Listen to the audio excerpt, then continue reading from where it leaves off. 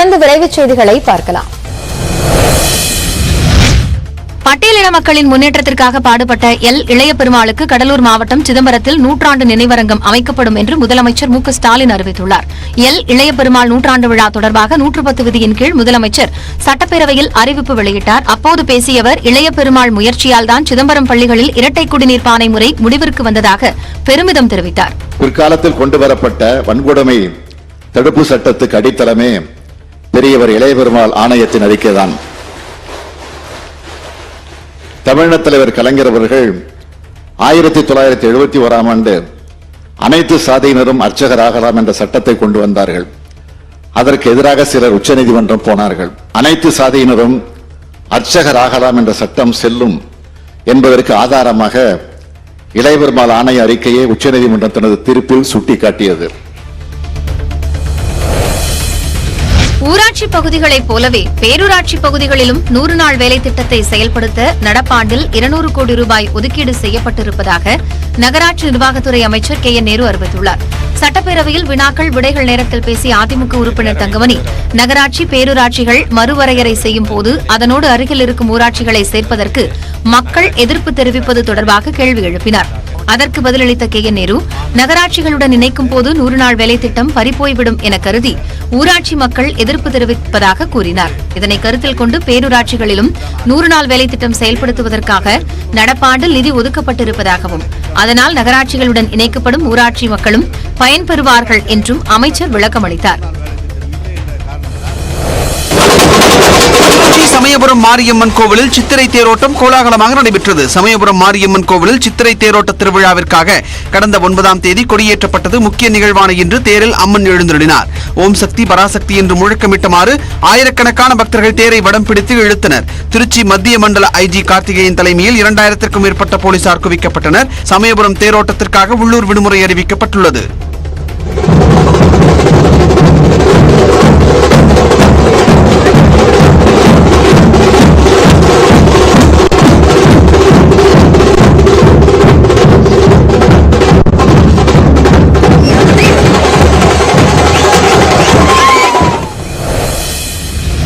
கோடை விடுமுறை முழுவதுமாக சலுகை கட்டண முறை நீக்கப்படும் என்று அரசு விரைவு போக்குவரத்து கழகம் அறிவித்துள்ளது. கடந்த 2019ஆம் ஆண்டு பயணிகளை ஈர்ப்பதற்காக சலுகை கட்டண முறை அறிமுகப்படுத்தப்பட்டது. அதன்படி வார நாட்களில் பயணிகள் பேருந்தில் பயணம் செய்ய 10 முதல் 25% வரை கட்டணம் குறைத்து நிர்ணயம் செய்யப்பட்டது. வெள்ளி, சனி மற்றும் ஞாயிறு ஆகிய வார இறுதி நாட்களில் சலுகைகள் எதுவும் இல்லாமல் கட்டணம் வசூலிக்கப்பட்டது.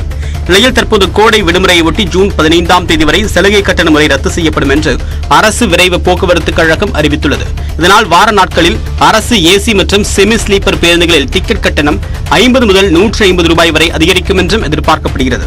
கோடை விடுமுறையின் போது பயணிகள் கூட்டம் அதிகரிக்கும் என்பதால் வருவாயை அதிகரிக்கக்கூடிய வகையில் இத்திட்டம் செயல்படுத்தப்பட்டிருப்பதாகவும் கூறப்பட்டுள்ளது. நடமாடும் பன்னோக்கு கண் மருத்துவ பிரிவு வாகனங்களின் சேவையை முதலமைச்சர் மு க ஸ்டாலின் தொடங்கி வைத்தார். மருத்துவத்துறை சார்பில் காணொலி காப்போம் திட்டத்தின் கீழ் 1.5 கோடி ரூபாய் மதிப்பில் 5 வாகனங்களின் சேவையை முதலமைச்சர் சென்னை தலைமைச் செயலகத்தில் கொடியசைத்து தொடங்கி வைத்தார்.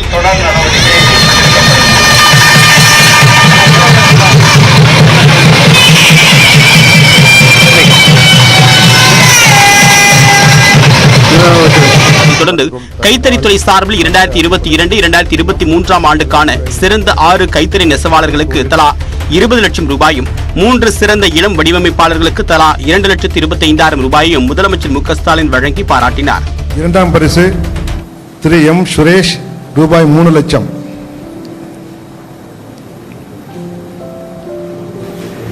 பிரியா கோயம்புத்தூர்.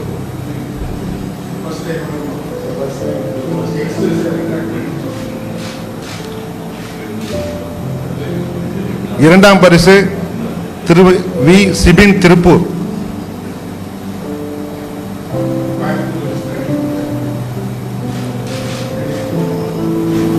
மூன்றாம் பரிசு திரு மாஜா கிரண்குமார் ஆரணி.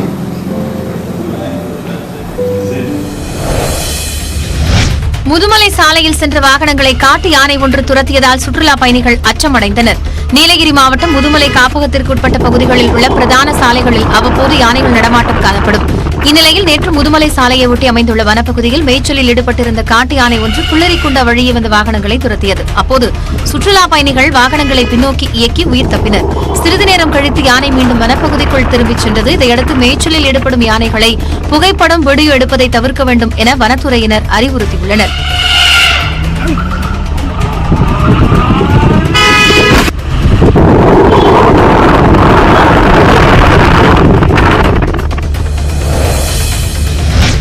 ஏரிகளில் கழிவுநீர் மற்றும் குப்பை கொட்டுபவர்கள் மீது நடவடிக்கை எடுக்கப்பட்டு அபராதம் விதிக்கப்படும் என நகராட்சி நிர்வாகத்துறை அமைச்சர் KN நேரு தெரிவித்துள்ளார். சட்டப்பேரவையில் வினாக்கள் விடைகள் நேரத்தில் பேசிய பன்ருட்டி சட்டமன்ற உறுப்பினர் வேல்முருகன், சென்னையின் குடிநீர் தேவையை பூர்த்தி செய்யும் பூண்டி, புழல், செம்பரம்பாக்கம் ஏரிகளில் குப்பை மற்றும் கழிவுகள் கொட்டப்படுவதை தடுக்க ஏரிகளை சுற்றி சுற்றுச்சுவர் கட்டப்படுமா, கழிவுகளை கொட்டுபவர்கள் மீது நடவடிக்கை எடுக்கப்படுமா என்று கேள்வி எழுப்பினார். அதற்கு பதிலளித்த அமைச்சர் KN நேரு, ஏரிகளில் கழிவுநீர் மற்றும் குப்பை கொட்டுபவர்களுக்கு அபராதம் விதிக்கப்படும் என்று தெரிவித்தார். கழிவுநீர் எடுத்துச் செல்லும் லாரிகளுக்கு GPS கருவி பொருத்தப்பட்டுள்ளதோடு லாரிகள் எங்கு செல்கிறது என்று கண்காணிக்கப்பட்டு வருவதாகவும் அமைச்சர் கூறினார். திருவள்ளூர் மாவட்டம் ஊத்துக்கோட்டை அருகே படிப்பை நிறுத்திய 11 மாணவ மாணவியர் மீண்டும் கல்வியை தொடர நடவடிக்கை மேற்கொண்ட காவல் உதவி ஆய்வாளருக்கு முதலமைச்சர் மு.க.ஸ்டாலின் பாராட்டு தெரிவித்துள்ளார். பொன்னலூர்பேட்டை கிராமத்தில் உள்ள அரசு பள்ளியில் படித்த பழங்குடியின மாணவர்கள் பாதையில் படிப்பை கைவிட்ட நிலையில் அங்கு சென்ற உதவி ஆய்வாளர் பரமசிவம் குழந்தைகளை தயவு செய்து பள்ளிக்கு அனுப்பும்படியும் என்ன உதவி வேண்டுமானாலும் காவல் நிலையத்திற்கு வந்து தன்னிடம் கேட்குமாறும் நம்பிக்கை அளித்தார். யார் கையில காலில் விழுந்தா உங்களுக்கு ஹெல்ப் பண்றேன், புரியுதா? உண்மையை சொல்றமா, சத்தியமா சொல்றமா, இந்த பிள்ளை எல்லாம் படிக்க அனுப்புமா. இந்த பிள்ளை நாளைக்கு வளர்ந்து ஒன்னே கேட்கும், என்னையும் படிக்க அனுப்பிச்சிருக்கலாம்மா, என்ன ஏமா படிக்க அனுப்பல அப்படின்னு. தயவுசெய்து அனுப்பு, புரியுதா? உங்களை கையெடுத்து கும்பிட்டு கேட்டுக்கிறேன். நிலையில் குழந்தைகளின் கல்வி உரிமைக்காக பேசிய பொன்னாளூர்பேட்டை பயிற்சி உதவி ஆய்வாளர் பரமசிவத்திற்கு முதலமைச்சர் மு.க.ஸ்டாலின் வாழ்த்து தெரிவித்துள்ளார். குற்றங்களை தடுப்பது மட்டுமே காவல்துறையின் பணி அல்ல என்றும் நல்ல சமூகத்தை வடிவமைப்பதிலும் அவருடைய பங்கு உண்டு என்றும் முதலமைச்சர் பெருமிதம் தெரிவித்துள்ளார். IPL கிரிக்கெட்டில் திங்கட்கிழமை நடந்த பெங்களூரு சென்னை அணிகள் மோதிய லீக் போட்டி டிஜிட்டலில் அதிக பார்வையாளர்களை கொண்டு புதிய சாதனை படைத்திருக்கிறது. ஜியோ சினிமா செயலியில் IPL கிரிக்கெட் போட்டி இலவசமாக ஒளிபரப்பு செய்யப்படுகின்றன. திங்கட்கிழமை நடந்த போட்டியை மட்டும் 2,40,00,000 பேர் கண்டு ரசித்துள்ளனர். கடந்த 12ஆம் தேதி நடந்த சென்னை ராஜஸ்தான் அணிகள் மோதிய போட்டியை 2,20,00,000 பேர் பார்த்ததுதான் முந்தைய சாதனையாக இருந்தது. இதனை திங்கட்கிழமை போட்டி முறியடித்திருக்கிறது. IPL கிரிக்கெட் போட்டிகள் நாளுக்கு நாள் விறுவிறுப்படைந்து வரும் சூழ்நிலையில் அந்த போட்டிகளை பொதுமக்கள் செல்போனில் பார்க்கும் எண்ணிக்கை கணிசமாக அதிகரித்து வருவதாகவும் ஜியோ சினிமா செயலி தரப்பில் கூறப்பட்டுள்ளது. இந்தியாவில் கொரோனா பாதிப்பு 4வது நாளாக சரிந்தது. கடந்த 14ஆம் தேதி கொரோனா பாதிப்பு 11,109 இருந்தது. அதன் பின்னர் 3 நாட்கள் குறைந்து வந்த பாதிப்பு இன்று 7,633 உள்ளது. அதிகபட்சமாக கேரளாவில் 1,524 பேருக்கு தொற்று உறுதியாகியுள்ளது. இதுவரை கொரோனாவால் பாதிக்கப்பட்டவர்களின் மொத்த எண்ணிக்கை 4,48,34,859 உயர்ந்துள்ளது. கடந்த 24 மணி நேரத்தில் 11 பேர் கொரோனாவால் உயிரிழந்தனர். அதிகபட்சமாக டெல்லி மற்றும் கேரளாவில் தலா 4 பேர் கொரோனா பாதிப்பால் உயிரிழந்தனர். கொரோனா பாதிப்பிற்கு தற்போது 61,233 பேர் சிகிச்சை பெற்று வருகின்றனர். திங்கட்கிழமை 6,702 பேர் குணமடைந்ததன் மூலம் இதுவரை 4,42,474 பேர் கொரோனாவிலிருந்து குணம் பெற்றுள்ளனர். பீகார் மாநிலம் பாட்னாவில் எண்ணெய் கிடங்கில் தீ விபத்து ஏற்பட்டது. மங்கள் தலாப் அருகே சுத்திகரிக்கப்பட்ட எண்ணெய் கிடங்கி உள்ளது.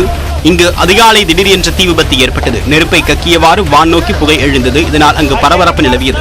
அச்சமடைந்த பொதுமக்கள் தீயணைப்புத் துறைக்கு தகவல் தெரிவித்தனர். அதன் பேரில் நிகழ்விடத்திற்கு சென்ற தீயணைப்பு வீரர்கள் நெருப்பை அணைக்கக்கூடிய பணியில் ஈடுபட்டனர்.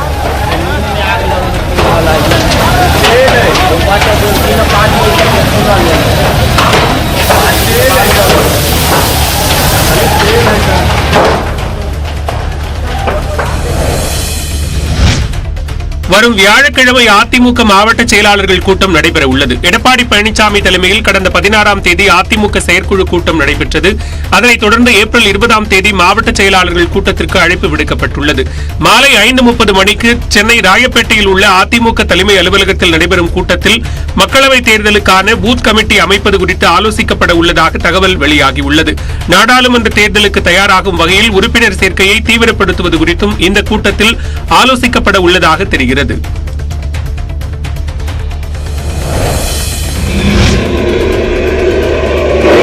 ஈரோடு மாவட்டம் சத்தியமங்கலம் புலிகள் காப்பக வனப்பகுதியில் நீரோடை சேற்றில் சிக்கிய யானையை மற்றொரு யானை காப்பாற்றி அழைத்துச் செல்லும் வீடியோ காட்சி வெளியாகியுள்ளது. ஆசனூர் வனப்பகுதியிலிருந்து வெளியேறிய யானை ஒன்று அரேப்பாளையம் வனப்பகுதியில் உள்ள நீரோடையில் தண்ணீர் குடித்துள்ளது. அப்போது அந்த யானை சேற்றில் சிக்கிக் கொண்டதை கண்ட மற்றொரு யானை இடித்து தள்ளியும் வாலை பிடித்து இழுத்தும் மீட்டது.